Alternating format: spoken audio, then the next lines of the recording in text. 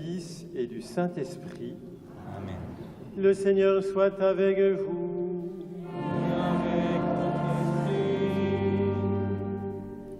Nous avons la joie d'accueillir le Père Dominique, qui est du diocèse de Dakar et qui est en études à Angers, et aussi lié à la paroisse d'Avrier. Bienvenue, bonne arrivée, comme on dit en Afrique. Et puis, bienvenue aussi à vous tous qui, peut-être, à vous tous, bien sûr nous tous, mais spécialement ceux qui sont en vacances dans leur famille, ici à Châteaubriand, et qui rejoignent notre assemblée dominicale ce matin. Au début de cette Eucharistie, frères et sœurs, demandons au Seigneur sa miséricorde. Je confesse à Dieu Tout-Puissant. Je reconnais devant vous, frères et sœurs, que j'ai péché en pensée, en parole, par action et par omission. Oui, j'ai vraiment péché. C'est pourquoi je supplie la bienheureuse Vierge Marie, les anges et tous les saints, et vous aussi, frères et sœurs, de prier pour moi, le Seigneur notre Dieu. Que Dieu notre Père Tout-Puissant nous fasse miséricorde, qu'il nous pardonne nos péchés et nous conduise à la vie éternelle.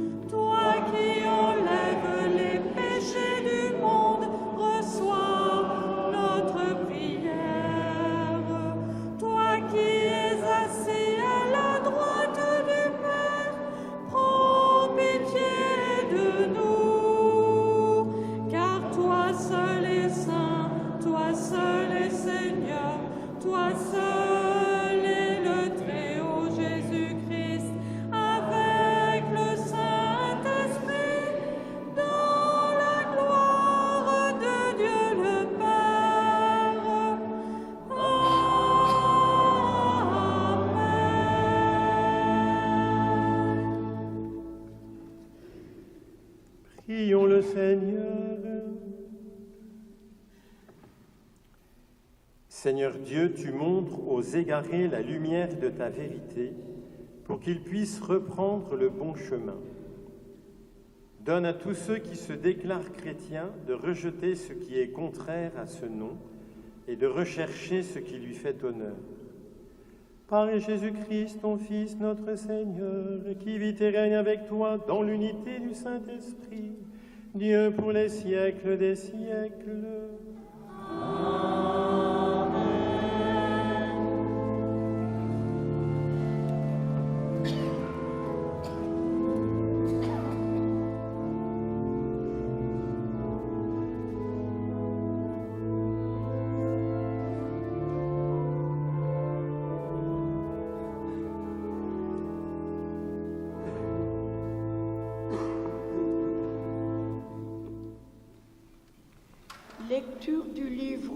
Deutéronome, Moïse disait au peuple, « Écoutez la voix du Seigneur ton Dieu, en observant ses commandements et ses décrets, inscrits dans le livre de la loi, et reviens au Seigneur ton Dieu de tout ton cœur, de toute ton âme. Car cette loi, je te la prescris aujourd'hui, n'est pas au-dessus de tes forces, ni hors de ton atteinte. Elle n'est pas dans les cieux, pour que tu dises, qui montera aux cieux nous la chercher? Qui nous la fera entendre, afin que nous la mettions en pratique? Elle n'est pas au-delà des mers, pour que tu dises, qui se rendra au-delà des mers nous la chercher? Qui nous la fera entendre, afin que nous la mettions en pratique? Elle est tout près de toi, cette parole. Elle est dans ta bouche et dans ton cœur, afin que tu la mettes en pratique. Parole du Seigneur.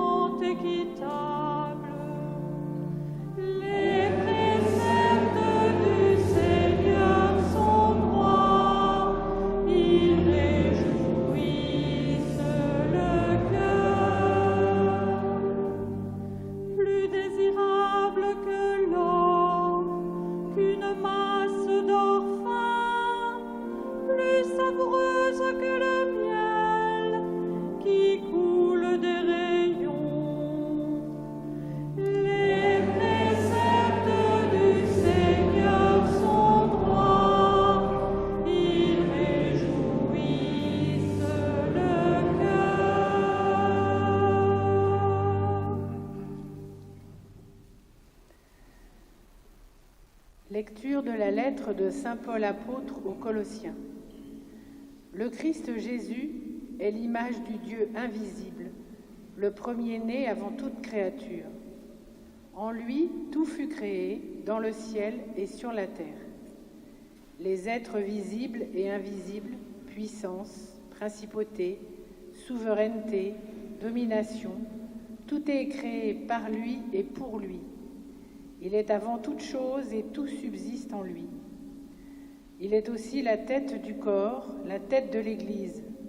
C'est lui le commencement, le premier-né d'entre les morts, afin qu'il ait en tout la primauté. Car Dieu a jugé bon qu'habite en lui toute plénitude et que tout par le Christ lui soit enfin réconcilié, faisons la paix par le sang de la croix, la paix pour tous les êtres sur la terre et dans le ciel. Parole du Seigneur.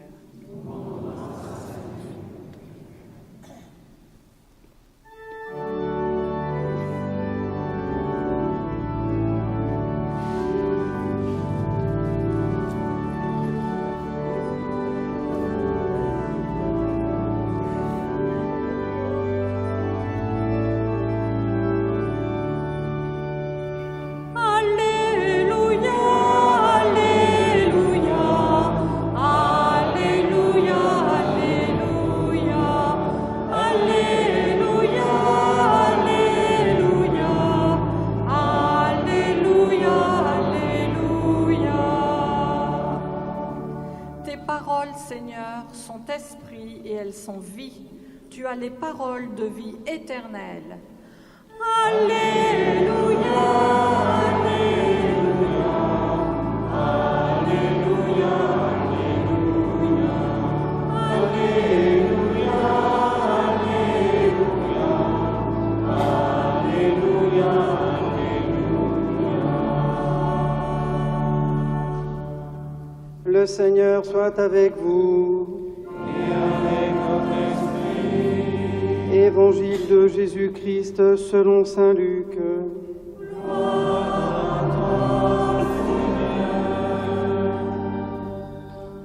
En ce temps-là, voici qu'un docteur de la loi se leva et mit Jésus à l'épreuve en disant : « Maître, que dois-je faire pour avoir en héritage la vie éternelle ?» Jésus lui demanda dans la loi : « Qu'y a-t-il d'écrit ? Et comment lis-tu » L'autre répondit : « Tu aimeras le Seigneur ton Dieu de tout ton cœur, de toute ton âme, de toute ta force et de toute ton intelligence, et ton prochain comme toi-même. » Jésus lui dit : « Tu as répondu correctement, fais ainsi et tu vivras. » Mais lui, voulant se justifier, dit à Jésus : « Et qui est mon prochain ?» Jésus reprit la parole : « Un homme descendait de Jérusalem à Jéricho, et il tomba sur les bandits. Ceux-ci, après l'avoir dépouillé et roué de coups, s'en allèrent, le laissant à moitié mort. Par hasard, un prêtre descendait par ce chemin, il le vit et passa de l'autre côté. De même, un lévite arriva à cet endroit, il le vit et passa de l'autre côté. Mais un samaritain qui était en route arriva près de lui. Il le vit et fut saisi de compassion. Il s'approcha et pansa ses blessures en y versant de l'huile et du vin. Puis il le chargea sur sa propre monture, le conduisit dans une auberge et prit soin de lui. Le lendemain, il sortit 2 pièces d'argent et les donna à l'aubergiste en lui disant : « Prends soin de lui. Tout ce que tu auras dépensé en plus, je te le rendrai quand je repasserai. » Lequel des 3, à ton avis, a été le prochain de l'homme tombé aux mains des bandits ? Le docteur de la loi répondit : « Celui qui a fait preuve de pitié envers lui. » Jésus lui dit : « Va, et toi aussi fais de même. » Acclamons la parole de Dieu. Louange à toi, Seigneur Jésus.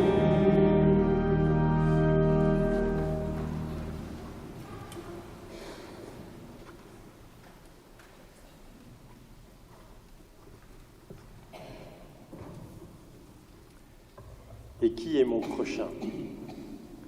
Cette question que pose le docteur de la loi, en fait, c'est une question qui était un peu classique au temps de Jésus. On la posait aux rabbins, notamment quand on lisait le chapitre 19 du Lévitique, d'où est tirée la petite phrase que cite le docteur de la loi, cette phrase « Tu aimeras ton prochain comme toi-même ». Donc on posait cette question aux rabbins, mais qui est mon prochain ? Et il y avait des rabbins, des commentateurs qui répondaient ainsi, ton prochain, c'est celui qui est de ton peuple. Et d'ailleurs, il citait le même chapitre 19 du verset lévitique qui disait « Ne te venge pas envers les fils de ton peuple, ainsi tu aimeras ton prochain. » Donc on voit bien là, le prochain, ben, c'est quelqu'un qui est proche de toi parce que c'est quelqu'un de ton peuple. Mais il y avait d'autres rabbins, il y avait d'autres commentateurs qui disaient non, il faut élargir. Il faut élargir, c'est pas simplement celui qui est de ton peuple, mais c'est aussi celui qui est l'étranger, l'émigré. Et il citait toujours au chapitre 19, « Si un étranger vient résider chez toi, cet émigré, tu l'aimeras comme toi-même. » Alors, quelle est la bonne interprétation? Est-ce que c'est la première? Est-ce que c'est la deuxième? Est-ce que c'est la restrictive? Est-ce que c'est la large? Vous voyez bien que si Jésus revenait sur terre aujourd'hui, il y aurait peut-être des hommes et des femmes politiques qui lui poseraient la même question sous une autre forme, en disant à qui doivent revenir en priorité les aides sociales à nos compatriotes nés dans le pays, ou bien aussi aux étrangers qui habitent le pays. Vous voyez, c'est un peu ce même genre de question, une autre manière d'exprimer la question que pose le légiste. Qui est mon prochain, mon compatriote, ou même l'étranger? Comment le Seigneur va-t-il répondre à cette question? Il va répondre de deux manières, et à chaque fois en déplaçant la question. La première manière de répondre, ça va être en racontant cette petite parabole du bon samaritain. C'est comme s'il disait, en racontant cette parabole, celui que tu dois aimer en particulier, comme ton prochain, ce n'est pas d'abord celui que toi tu choisis d'aimer, mais c'est, qu'il soit proche ou qu'il soit lointain, mais c'est celui que Dieu choisit pour toi en le mettant sur ta route sans que toi tu l'aies choisi. Vous voyez, le Samaritain, il ne s'est pas levé le matin en disant « Tiens, aujourd'hui je vais aller aider un blessé ». Non, il est arrivé et 5 minutes avant, il ne savait pas qu'il allait trouver ce blessé sur son chemin. Le blessé, d'une certaine manière, a fait irruption dans sa vie. Ton prochain, c'est celui qui fait irruption dans ta vie parce que Dieu te l'envoie. Alors, c'est peut-être quelqu'un qui est à des milliers de kilomètres. Le prochain, ce n'est pas forcément celui qui est proche de nous physiquement. Je me souviens de cette jeune fille qui avait lu un article qui racontait la situation des enfants dans les bidonvilles d'Amérique du Sud. Et ça l'avait touché au cœur. Vous voyez comme ce Samaritain, on dit qu'il est saisi de pitié, saisi de compassion, il est touché au cœur. Et en fait, elle avait décidé de quitter son pays et de partir vivre avec ses enfants là-bas. Mais la plupart du temps, c'est plutôt des gens qui sont proches physiquement de nous, ceux que nous rencontrons sur notre route quotidienne. Le Seigneur nous dit, accueille-les, que ton cœur ne passe pas à côté. Vous voyez, si nous nous levions le matin, chaque matin, en disant au Seigneur, Seigneur, tous ceux que je vais rencontrer aujourd'hui, ce ne sera pas par hasard. Vous avez remarqué d'ailleurs que dans le texte d'Évangile, on parle, il y a cette petite expression, par hasard. Mais par hasard, c'est pour le prêtre. D'ailleurs, nous, les prêtres, on n'aime pas trop ce passage-là. Par hasard, un prêtre passa là. Pour le Samaritain, ce n'est pas par hasard. Il sait que c'est la providence. Il sait que c'est par providence. C'est Dieu qui lui a envoyé. Et donc, ce ne sera pas par hasard ce que tu nous enverras. Ce sera vraiment toi qui seras à leur côté et qui nous les enverra. Je vais recevoir chacun comme mon prochain et avec ta grâce, je vais essayer de l'aimer comme moi-même. Si nous disions cela chaque matin au réveil, peut-être que ça changerait toutes nos journées, à condition bien sûr de nous en souvenir au cours de la journée. Ton prochain, c'est celui que Dieu met sur ta route. Ça, c'est la première réponse de Jésus. Mais à la fin, vous avez remarqué, il donne une autre réponse. C'est peut-être la plus importante. Et il y a encore un autre déplacement. Quand il pose la question au docteur de la loi, lequel, à ton avis, lequel des trois s'est fait le prochain, le plus proche? Il déplace la question.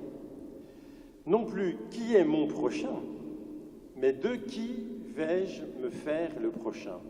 Le prochain, c'est plus d'abord celui qui devient proche de moi parce qu'il croise ma route et que Dieu me l'envoie. Le prochain, c'est celui dont je me fais proche. Et vous voyez, quand le prochain, au premier sens du terme, fait irruption dans ma vie, il peut rester très loin de moi, si je ne suis pas touché par lui. Mais au contraire, il peut devenir proche si je me fais proche de lui. On pourrait résumer ce que je viens de dire par une petite définition que je vous propose de garder dans votre mémoire. Le prochain, c'est celui que Dieu approche de moi pour que je m'approche de lui. Le prochain, c'est celui que Dieu approche de moi pour que je m'approche de lui. Bon, si vous voulez faire comme le pape François, je vous dirais répétez, mais on ne va pas le faire. Je voudrais terminer en évoquant rapidement une autre interprétation. C'est celle que vous avez sur l'icône qui est là. C'est non plus une interprétation morale. Que dois-je faire? C'était la question du docteur de la loi. Mais c'est une interprétation spirituelle, symbolique. C'est l'interprétation des pères de l'Église, notamment d'un père qui s'appelait Origène. Il dit le bon samaritain, c'est le Christ. C'est le Christ qui est touché de compassion par l'humanité blessée par le péché et par la mort et qui gît dans les ravins de la mort. Ceux d'ailleurs qui sont allés en pèlerinage en Terre Sainte se souviennent de cette descente de Jérusalem à Jéricho par le Wadi Kelt, puisque Jéricho est la ville la plus basse du monde, avec des chemins un peu vertigineux qui serpentent. Et on comprend très bien que le blessé est tombé dans le ravin. Eh bien, Jésus va descendre chercher l'humanité blessée. Comme le bon pasteur, il va la remettre tout joyeux sur ses épaules, sur sa monture, mais c'est lui la monture, sur ses épaules. Et il va aller confier cette humanité blessée à l'hôtellerie, et l'hôtellerie, c'est l'Église. L'Église est chargée de prendre soin de l'humanité au nom du Christ jusqu'à son retour en gloire, avec la même compassion, la même tendresse que le Christ bon samaritain éprouve pour l'humanité. Et bien que le Seigneur nous donne un cœur pétri de compassion, comme le bon samaritain. Amen.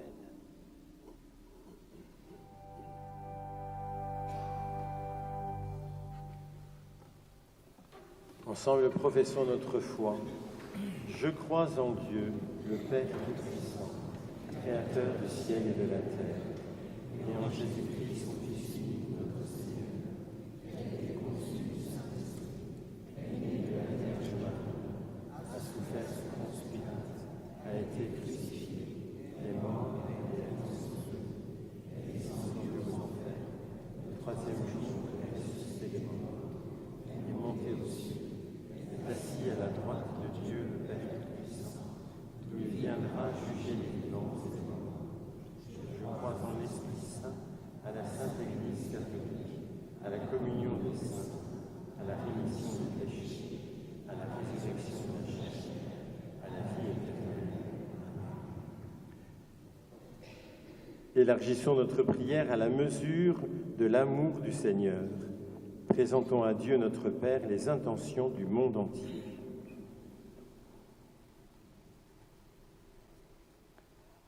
En cette veille du 14 juillet, prions pour la France.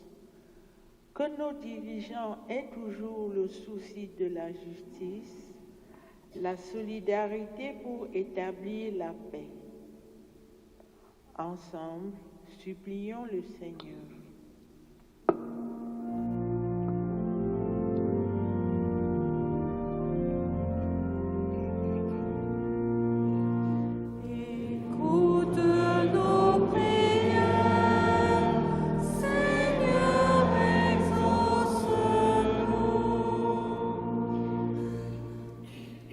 Prions pour que chacun vive ce temps d'été à l'écoute de la parole.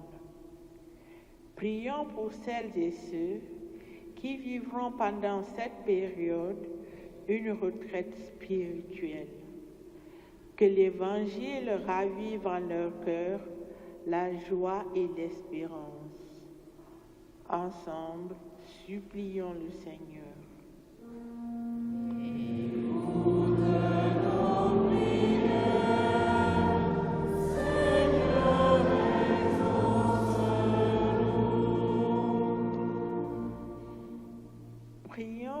toutes les personnes qui prennent soin de ceux qui tombent au bord du chemin, que les aidants, les soignants, les accompagnants puissent en toi, Père, force et joie. Ensemble, supplions le Seigneur.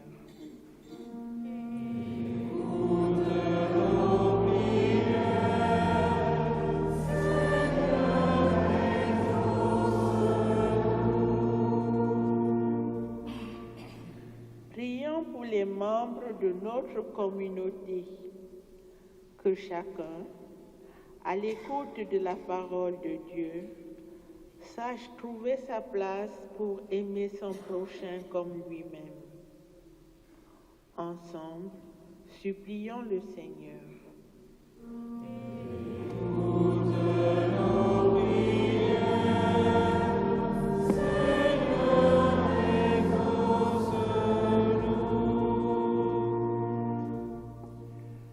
Dieu notre Père, plus grand que notre cœur, nous te prions pour que rayonne dans nos paroles et dans nos actes cet amour sans limite que tu as manifesté en ton Fils Jésus-Christ, le bon Samaritain. Lui qui règne avec toi et le Saint-Esprit, maintenant et pour les siècles des siècles.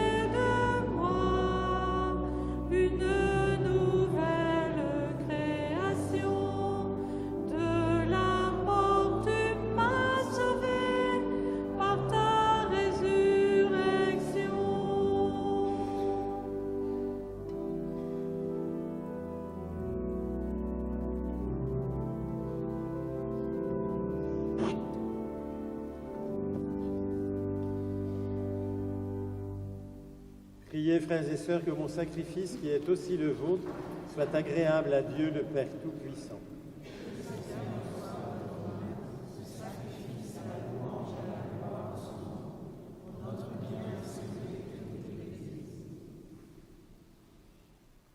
Regarde, Seigneur, les dons de l'Église qui te supplie. Accorde à tes fidèles qui vont les recevoir la grâce d'une sainteté plus grande. Par le Christ notre Seigneur.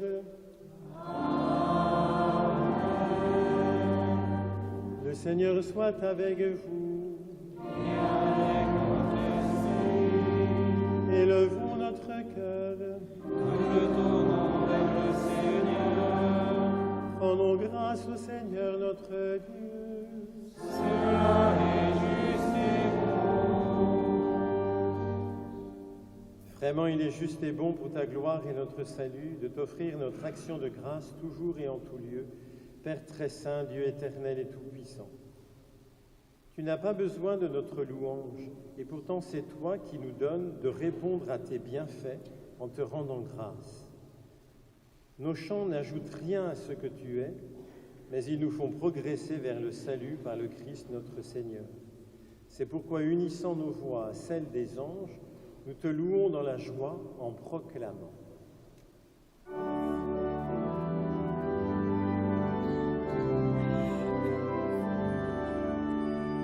Sanctus, Sanctus, Sanctus, Deus Sabaoth.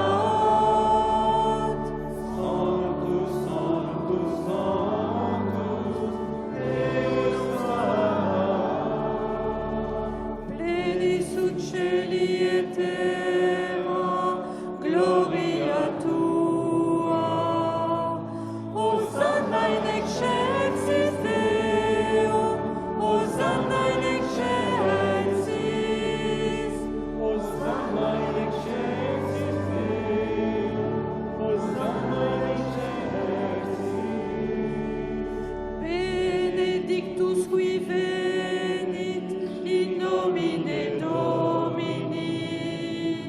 Hosanna in excelsis Deo, Hosanna in excelsis. Hosanna in excelsis Deo, Hosanna in excelsis.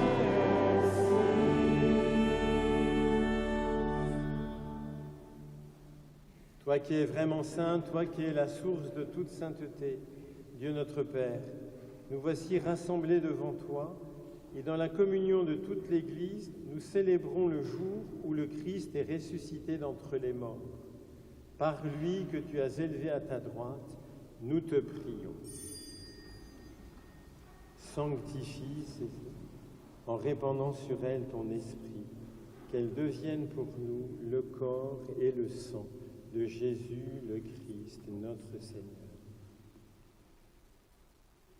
Au moment d'être livré et d'entrer librement dans sa passion, il prit le pain, il rendit grâce, il le rompit et le donna à ses disciples en disant : « Prenez et mangez-en tous, ceci est mon corps livré pour vous. »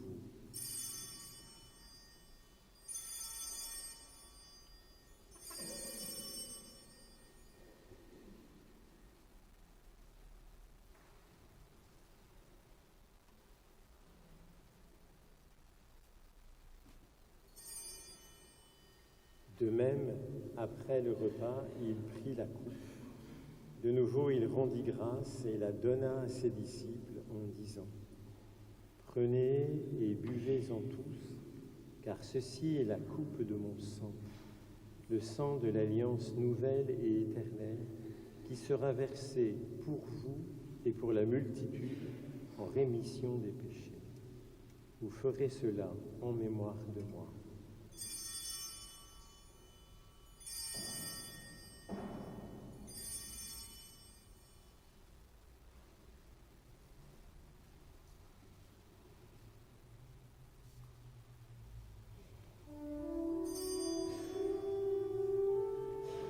Proclamons le mystère de la foi.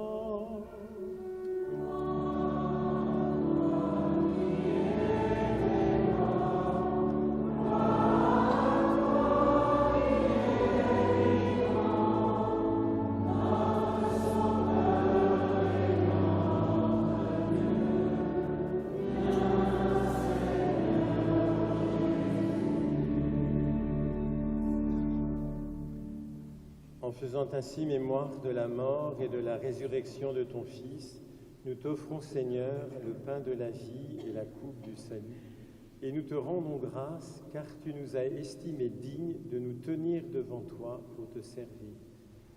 Humblement, nous te demandons qu'en ayant part au corps et au sang du Christ, nous soyons rassemblés par l'Esprit Saint en un seul corps. Souviens-toi, Seigneur, de ton Église répandue à travers le monde. Fais-la grandir dans ta charité, en union avec notre pape Léon, notre évêque Laurent et tous les évêques, les prêtres et diacres.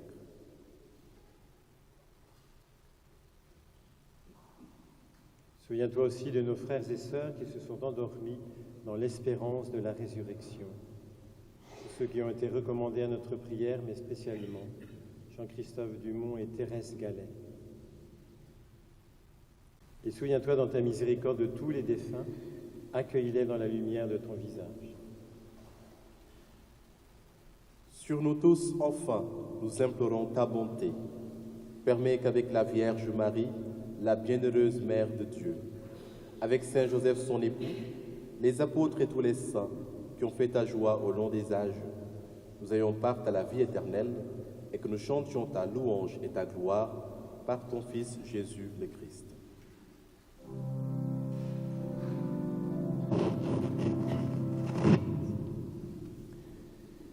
Par lui, avec lui et en lui.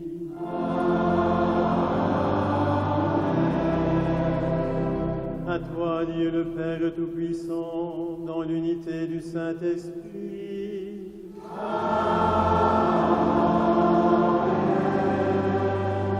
Tout honneur et toute gloire pour les siècles des siècles.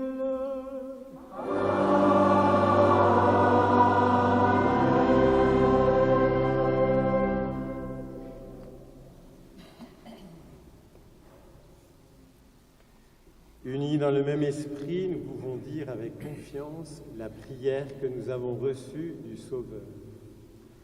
Notre Père, qui es aux cieux, que ton nom soit sanctifié, que ton règne vienne, que ta volonté soit faite sur la terre comme au ciel. Donne-nous aujourd'hui notre pain de ce jour. Pardonne-nous nos offenses, comme nous pardonnons aussi à ceux qui nous ont offensés. Et ne nous laisse pas entrer en tentation, mais délivre-nous du mal. Délivre-nous de tout mal, Seigneur, et donne la paix à notre temps. Soutenus par ta miséricorde, nous serons libérés de tout péché, à l'abri de toute épreuve, nous qui attendons que se réalise cette bienheureuse espérance, l'avènement de Jésus-Christ, notre Sauveur.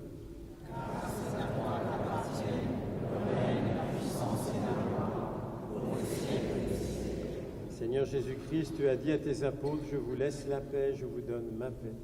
Ne regarde pas nos péchés, mais regarde la foi de ton Église. Pour que ta volonté s'accomplisse, donne-lui toujours cette paix et conduis-la vers l'unité parfaite. Toi qui vis et règnes pour les siècles des siècles. Amen. Que la paix du Seigneur soit toujours avec vous. Et avec votre esprit. Frères et sœurs, dans la charité du Christ, donnez-vous la paix.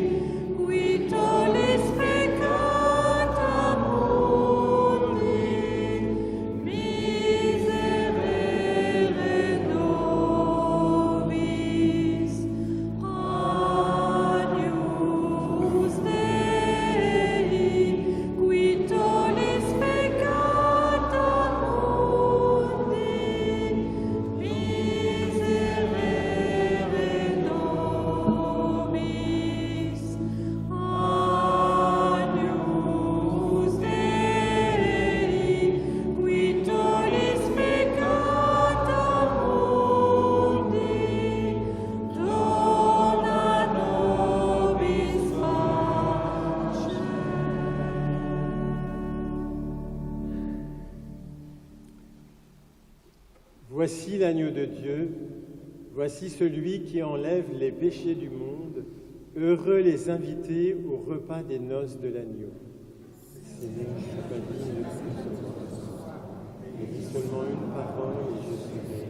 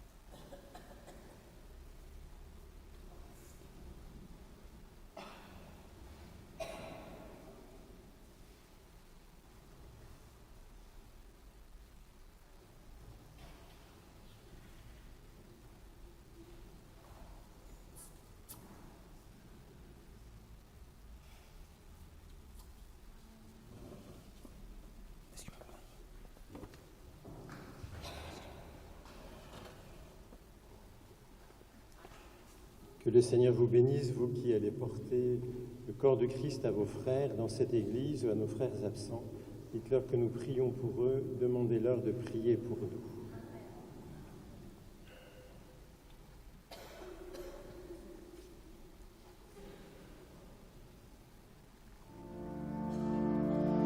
Goûtez et voyez comme est bon notre Seigneur. Recevez Jésus, livré pour le salut. Devenez le temple saint du Christ.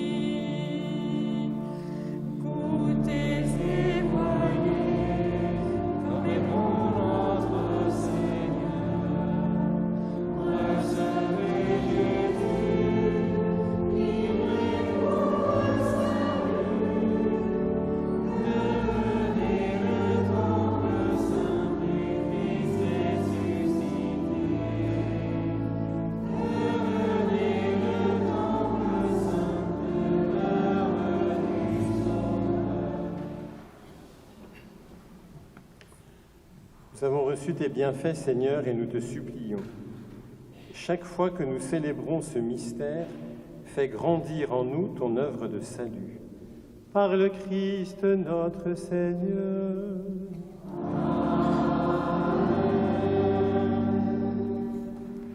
Juste un rappel, samedi prochain, à 10h30, sera célébrée la traditionnelle messe du bout de forêt, dans la forêt de Juigné, au mémorial pour faire mémoire des victimes qui ont été fusillées à cet endroit. Donc 10h30, samedi prochain. Le Seigneur soit avec vous. Que Dieu Tout-Puissant vous bénisse, le Père et le Fils et le Saint-Esprit. Allez dans la paix du Christ.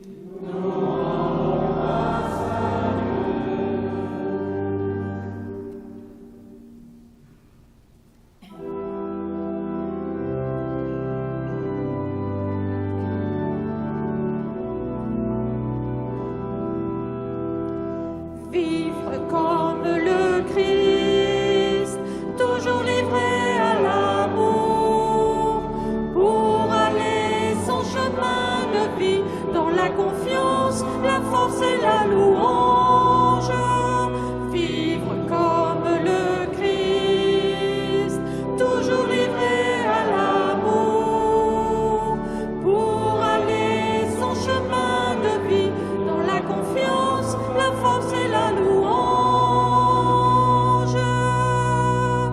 Ne soyez pas ces ombres d'hommes qui vont devant eux au hasard, mais faites fructifier en vous les dons que Dieu vous a donnés pour vivre comme le Christ, toujours livré à l'amour, pour aller son chemin de vie dans la confiance, la force et la louange. Vivre comme le Christ, toujours livré à l'amour, pour aller son chemin de vie dans la confiance, la force et la louange. Pour préparer votre avenir, demandez simplement à Dieu la force de bien accomplir tout ce qu'il attendra de vous, pour vivre comme le Christ, toujours livré à l'amour, pour aller son chemin de vie dans la confiance, la force et la louange. Vivre comme le Christ, toujours livré à l'amour, pour aller son chemin de vie dans la confiance, la force et la louange. Tant que le souffle nous tient vie, il nous faut bénir notre Dieu. Nous chanterons sans nous lasser son infinie miséricorde, pour vivre comme le Christ, toujours livré à l'amour, pour aller son chemin de vie dans la confiance, la force et la louange.